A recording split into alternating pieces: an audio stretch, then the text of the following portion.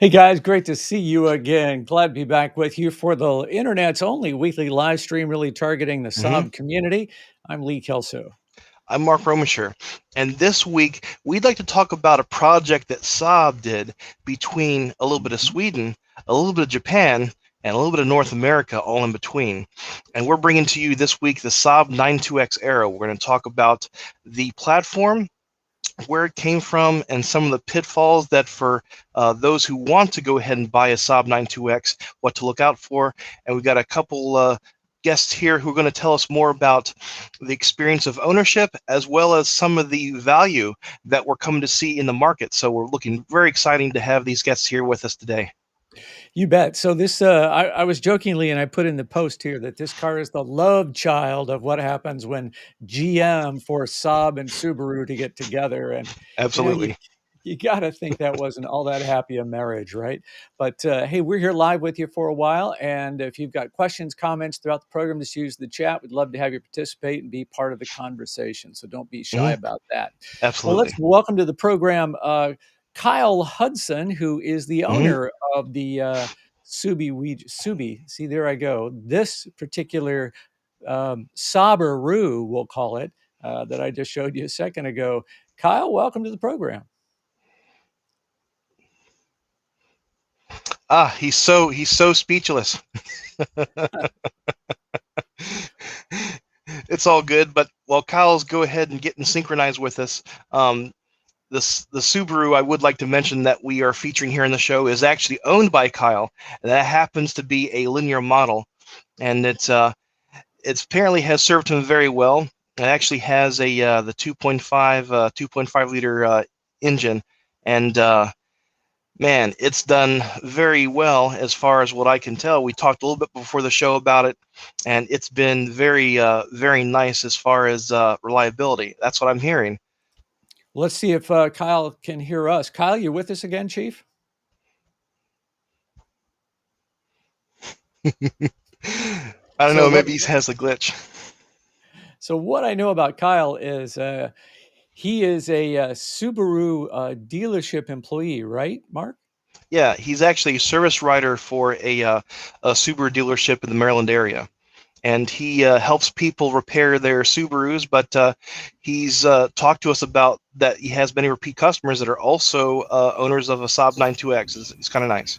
Oh, Hey hey, there. we're Hey, back. Kyle. Yeah, Nice to see you back. yeah. I don't know Look, what happened. I'm sorry. It just completely crashed on it. stuff happens. No worries, no worries. So your 92X, this is a Subaru and Saab clothing, but you tell me when you get in it, you can just feel that it's not really a Subaru, but it's also really not quite a Saab. Absolutely, it's definitely one of those things where on the outside you can kind of see the resemblance of like, okay, there's that kind of hatchbacky look to it. The badging's there, the kind of stylings, but you open the door and you can instantly tell, yes, that's different. That's definitely not Saab, even though it's got the badge on there. If you get in a comparable Impreza of the year, you will see it's got the same radio, shifter, steering wheel, cluster, you name it. It's all Subaru.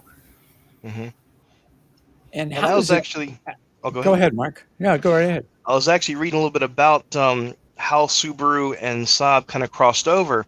One of the reasons they had a lot of similar parts between the Impreza and this particular model was they were racing to get to market. And one thing that I learned is that, it would have taken Saab or GM 5 years to create a comparable vehicle if they started building this from scratch.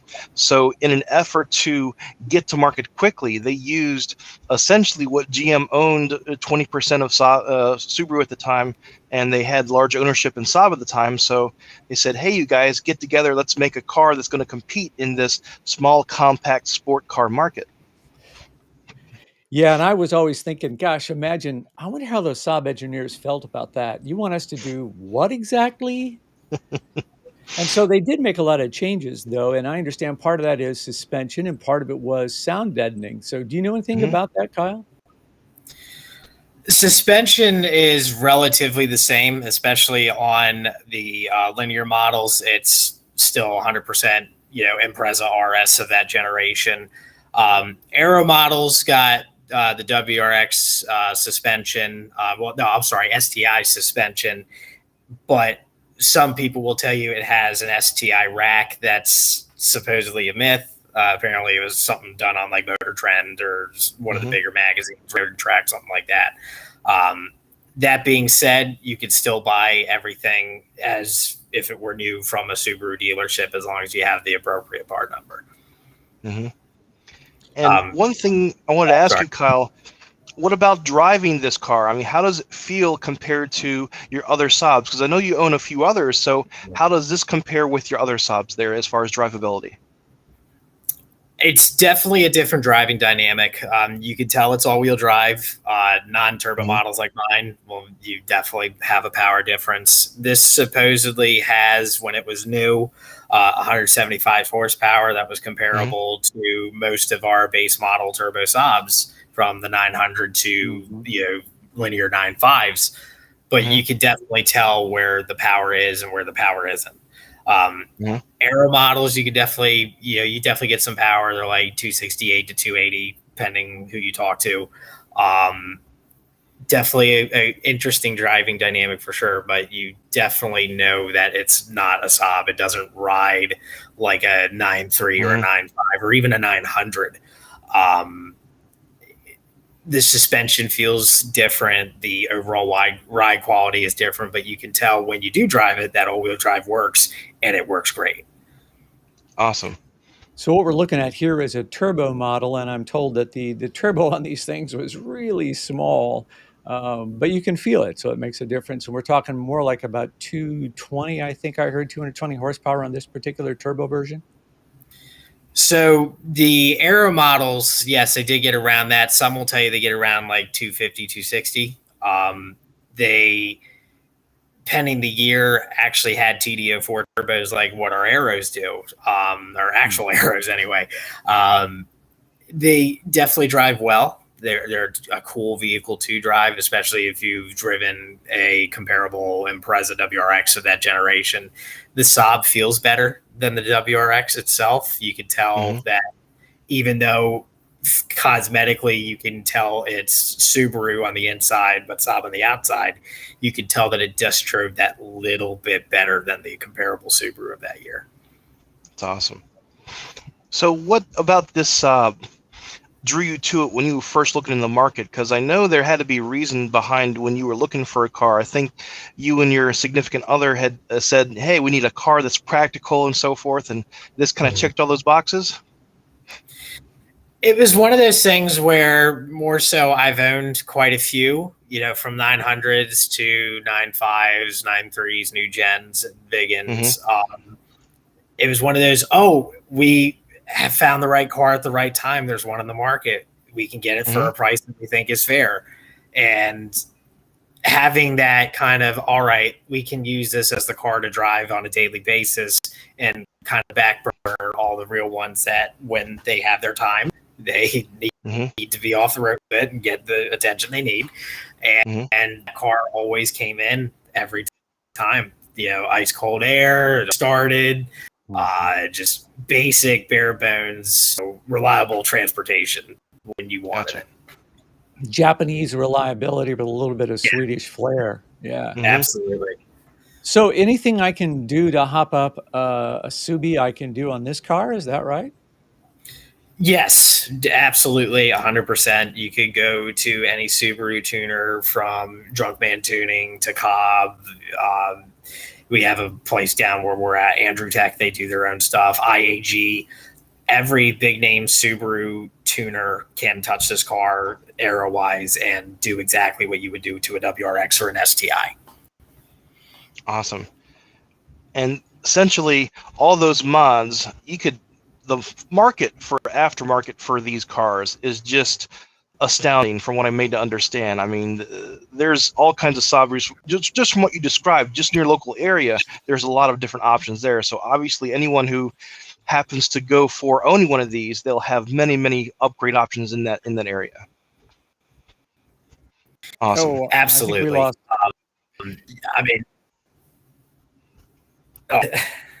You're frozen. We can still hear you though. Go ahead, Kyle.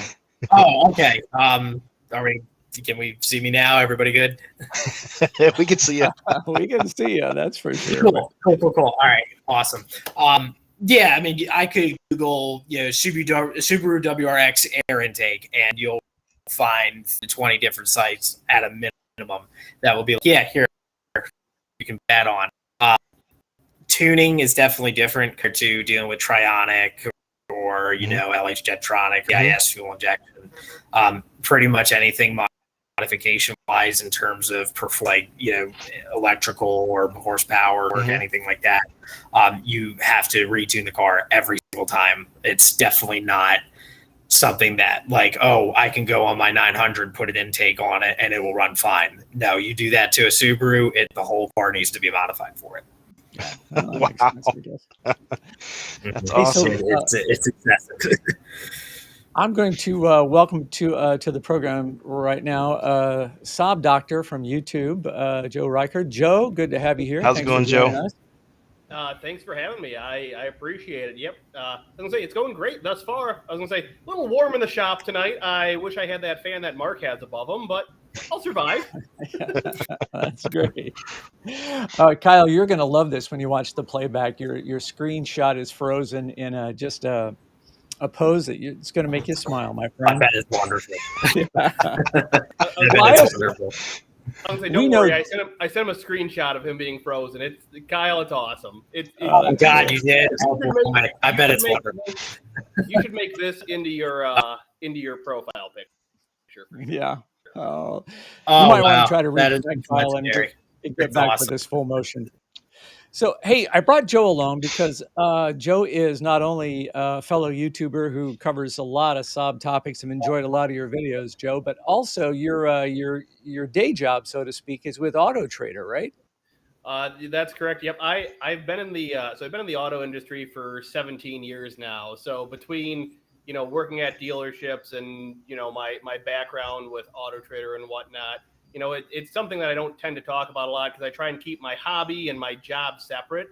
But, it's given me a different perspective on values and whatnot. So, being able to look at market trends, which is part of what I do to, work with my customers day in and day out. So something I keep track of.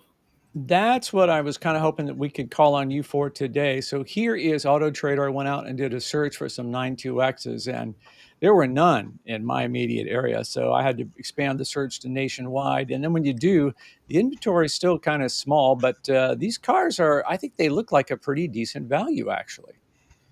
Yeah, I was going to say, what was it I said when you were scrolling through the first time in the portion before you got to that Aero for under $7,000, and I said, hey, maybe I should buy that as my next project on the channel. It was this one for $6,000. I was like, it's a lot of car for the money.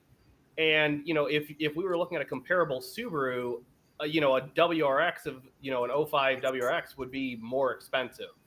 Mm-hmm. Just because you're paying the Subaru tax for it. So, I will say this. The values on 92Xs have went up over years. You used to be able to get them for less just because Subaru folks didn't know what they were exactly. And that's changed in the past 4 or 5 years. Mm-hmm. For sure. So. Because Kyle, I think you stole yours, didn't you? We definitely got a great deal from a very great seller. Kamal Tunser, who owned it, he was awesome to work with. We met at 1,500, which is what he was advertising.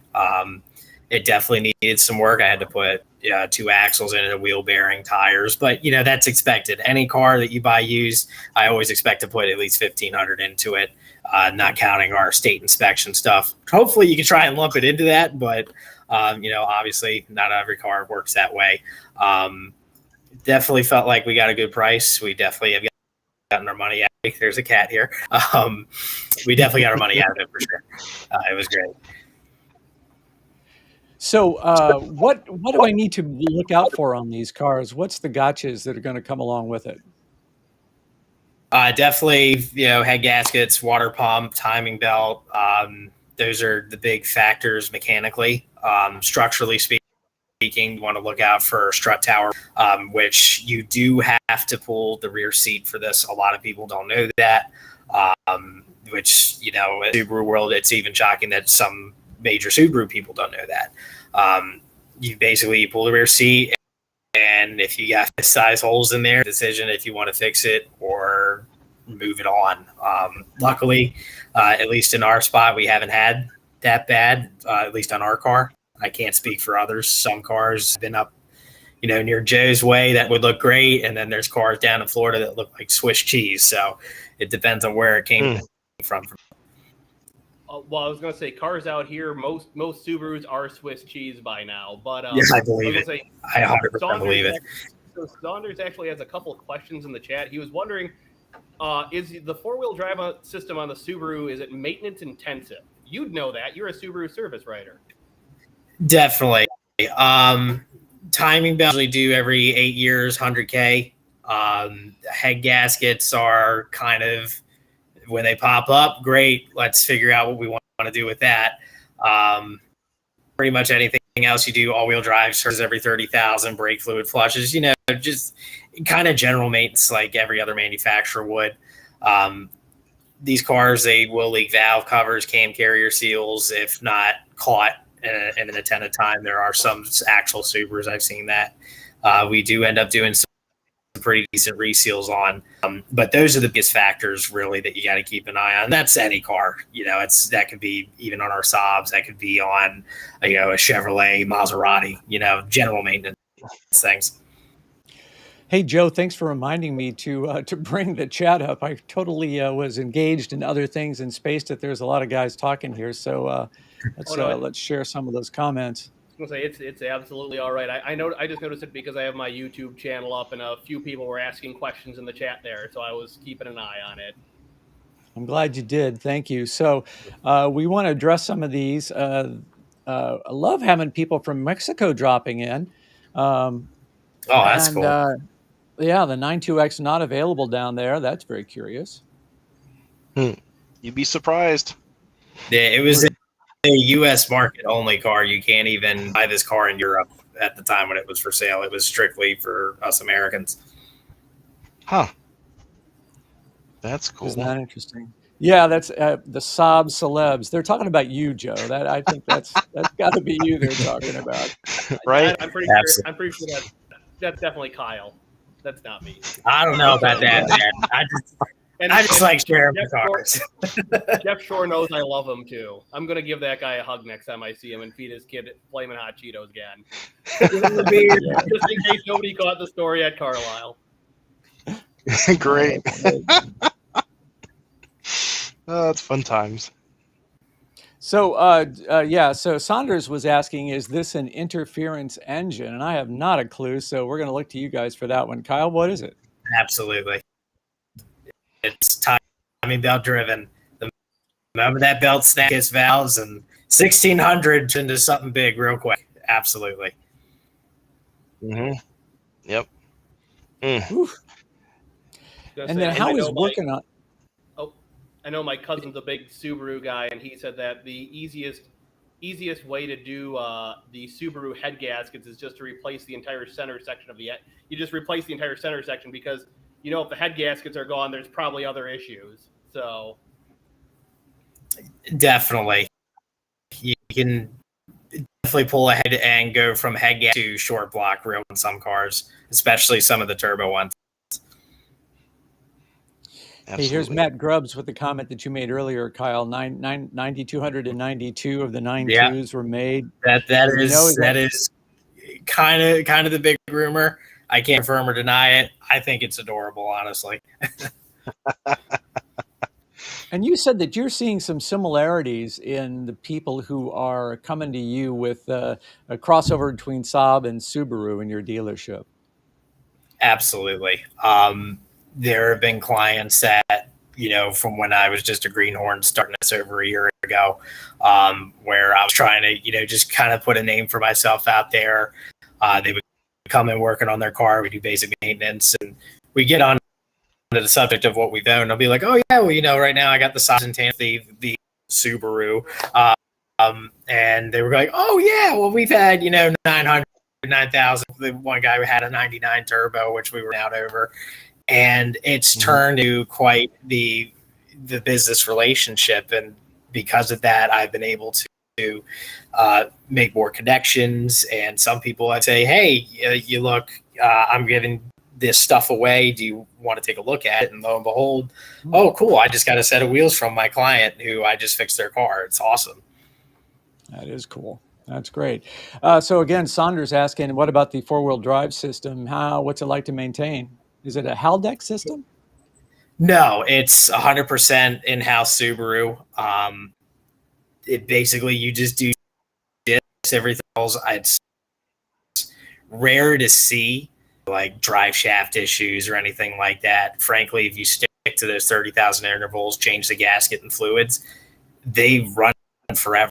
Well, basically just before a differential would blow up unless it was neglected or beat up on or anything. Sometimes you replace a U-joint or, rear drive shaft bushings, something like that. But even on newer Subarus and older than the 9.2, I seldom see that where I work anyway. Mm-hmm. Cool. Yeah, so somebody was just asking there, do you have a YouTube channel, Kyle? I do not. No, that's Joe's field. I'm just a guy who likes the cars. Okay. So let's see, a kid in FRS, I don't know what that is, France, we're talking about, came up to me in my Viggen and said, hey, nice Subaru. So yeah, the brand contamination went both ways. Mm-hmm. That's Yeah, good stuff. I think we've all gotten the, hey, that's the SAABARU, right? Comment at least once. I guarantee everybody's had it once. Yeah. Mm-hmm. And were they mostly automatics, manuals? What was the mix? Anybody know? I personally wouldn't have that information. I know I have seen more automatic Aeros, especially for sale. It's rare to see a manual one, even though everybody's like, oh yeah, I have the stick shift one. But in terms of actual breakdown, I couldn't tell you. I will say, So if I were to put a bet on it, I would bet there are more automatic linears than anything else. Absolutely.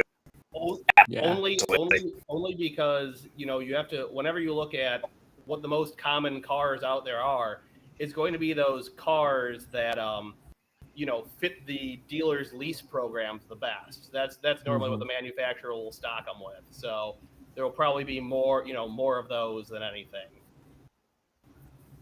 What about price on this? Where do you see it going, Joe? Do you have any feel for that? Honestly, right now with the market, up is the only way. With more and more people figuring out that the 9.2X is a Subaru, you're going to get more Subaru people involved there, and that's just going to drive the price up. The more times that people, find their way into the SAAB market, the higher the price they're going to get, because there aren't a lot of cars, and there's more. Once there's more demand than cars, you're going to get that price driven up. Mm-hmm. I'd say so, yeah, definitely. And especially with the shortages going on now, shoot, we're lucky to find used vehicles at least right now because of everything that's going crazy, especially with all the electronic shortages around the world. Yep, I can say this: if you look at the average sale price of cars on dealers' lots in the last year, they've went up approximately $10,000. Mm-hmm. Wow. Absolutely, it's definitely the case here at my shop for sure. And that brings up a good point. Oh, I was going to say, Kyle, since you're a service writer and you're there in the on the ground, you're seeing people fix their cars now more often than actually buying them. So this is going to drive up the used car market. I mean, would you say that's a fair assessment? For sure. It definitely has had more salespeople going, hey, is John Doe thinking of trading in his 2010 Tribeca? We could give him like $2,000 more than what it was worth. It definitely can make or break some people's decisions. A lot of people are more focused on getting them fixed now, which as a writer, I'm like, great, sign me up. Let's do that. But there are people who are like patiently waiting for, that new Subaru or whatever they're looking for. Mm-hmm. So it can go either even in this kind of funky market that we're all in right now. Hey, and Matt is asking here about colors. I don't know the answer to this. Do you know all the colors that were available in these SAABARUs, the 92s? I couldn't name them by true name, but they had red, they had kind of like a parchment silver. They called it like desert silver, something like that. The midnight. Oh, we just lost Kyle mid-sentence. That's kind of a drag. So many colors, he had to drop off. That's right. But going along with what he was saying, you know, a silver, a red, a black. I think I have seen blue as well. So some of the colors, some of the there he's back again, talking about colors. I think we got like a storm rolling through, so hopefully this won't be the entire thing. I'm not sure where it left off there. We're just talking about the colors of the 92s, man. Gotcha. Okay, so they had like two different silvers, apparently. Then there's red and a similar color to like midnight blue or nocturne, and whatever you want to call it. Definitely not too vibrant, but other than like Viggens with their wild colors, we didn't really have any differences in terms of the kind of Saab color palette, I would think. Hey, just talking about price, I don't know if you guys saw this message here. I saw that 3,000-mile Viggen, but I didn't catch up on the auction and how it closed over at BAT, but $33,000. Oh, I called it. Whatever, 30. That's awesome. That's awesome. As long as I've actually joined, I'm going to say that doesn't surprise me. Just watching a few other auctions, I actually was trying to bid on the manual transmission Lynx Yellow convertible that was on Cars and Bids about 2 to 3 weeks ago. The one that sold for $17,000. It was at $11,000 with a minute left. I went to put in a $13,000 bid. Now on Cars and Bids, every time you bid, it resets the clock. Right. I think it does 5 minutes. I can't remember exactly. It's either a minute or 5 minutes. But regardless, so I went to put in a $13,000 bid. By the time I had my credit card information in, confirmed everything, I was already outbid. My bid didn't even go in. Oh, it didn't matter. That sucks. It didn't even matter. I tried, and then I didn't get it. And that's great. It's not the only links I've bid on. So, these more rare cars and these harder to find combinations are just getting more and more expensive. And sites like Cars and Bids and Bring a Trailer are bringing them to other audiences that normally wouldn't have seen them. So, that 3,000-mile Viggen, for example, I don't know if it stayed in the community or not, but, somebody looking for an M3 or something like that may have seen it and said, hey, I can't afford an M3, but this Viggen looks good to me, because back in the day, they were competitive cars. Now, I'm not saying that they're truly similar performance-wise. The M3 is a whole different level than the Viggen just because of the chassis and everything. Right. But, they were competitive, and the prices of M3s are out of this world right now. They're making astronomical, even for B1s. They're high. It's making them a little bit more. It's making them a little bit, making them go up a little bit because. Can that comment go off the screen? Because all I can do is laugh at that. I was going to say, the community has spoken, so I think you need to pull that credit card back. I will not talk about anymore about anything that I have attempted to buy, bid on, or anything like that. I have a few extra cars that nobody knows about right now. So, and yet, but hey, guys, did you? But guys, you got to think about it. We got to celebrate the fact that this Viggen just went for $33,000. Every time we see a win like this, it drives the whole market. Saab owners everywhere rejoice. I mean, come on, guys. People are starting to recognize, and the enthusiasm is building. When you start seeing the prices of these cars go up, you're going to start seeing a wave of people saying, hey, where have these cars been? They're out, people are going to start noticing. And all of a sudden, all the Saabs that we have, they're going up in value. People get more interested. Hey, maybe people start making more parts for them. Maybe they start having more interest that drives the markets in other areas, that keeps our Saabs on the road, that makes parts more available and keeps the communities growing. That's what it's That's what it's leading to. It gets me excited. Mark, I can't agree with you. it's- I can't agree with you more. Every time I see, people within the community saying, "Hey, that car is too expensive. Hey, it's too much money." I mean, here, I'm a Saab guy. I'm cheap at heart. That's how I ended up here. Let me be honest. We in 2007, my wife and I were looking at we were looking at BMWs, Mercedes, Volvos, and they were too expensive. And we ended up with a 9.3 convertible because it was affordable. Let me be honest, it was the best of the group, but it was affordable. And and I am going to butcher his name, so I will apologize ahead of time. But Safan, I'm sorry, I don't know how to pronounce your name. Yeah, Safan, you got it. His 94X just did $17,000 with 134,000 miles, and the guy who bought it is ecstatic. And let me just say something. I paid $17,500 for this with 69,000 miles on it 4 years ago. Wow. Or sorry, 5 years ago.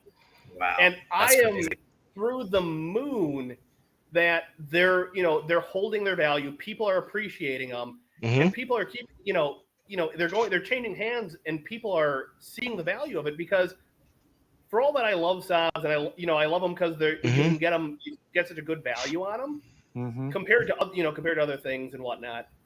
They do cost money to maintain, and something like the 94X and the NG95 and even the Viggens. I mean, I could tell a world of stories on my own Viggen about how it was a money pit, but the car brings me so much joy. And the fact that people are starting to pay a little bit more for them, is showing us that, hey, the market is starting to understand the money that's been invested and the money it actually takes to keep them on the road.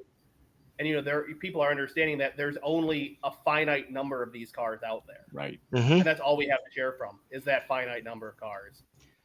Yeah, so it's kind of like Bitcoin, right? Ever going to be any more than what there is now, right? So it's only fewer every day, unfortunately. It's going up, yeah.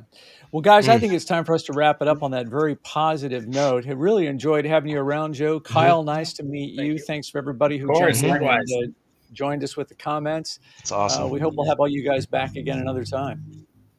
Hey, thanks for having me. I appreciate this. Thank you. All right, guys. That's good times. So, Mark, I'm going to have to find out where I can get a hold of a 9.2 and take it for a test drive. Now they've kind of got me curious. Well, I don't know if you ever see yourself out in Maryland. I know Kyle was talking about his, but I'm so happy that we're able to start seeing, ending on a positive note. It's the fact that we just saw that Viggen go for that price. It stirs me up, man. It makes me excited, and it makes me want to get in the garage and start wrenching on something. Well, that's certainly what I need to be doing. So I think I may have to jump out there this weekend. Guys, I sure appreciate you joining us. Thanks for being here. We'll see you next week for another edition of Saab Talk Live. Hope you're around with us next Thursday night. We'll see you, Mark. Excellent. See you, Lee. Have a good week, everyone. Good night, guys.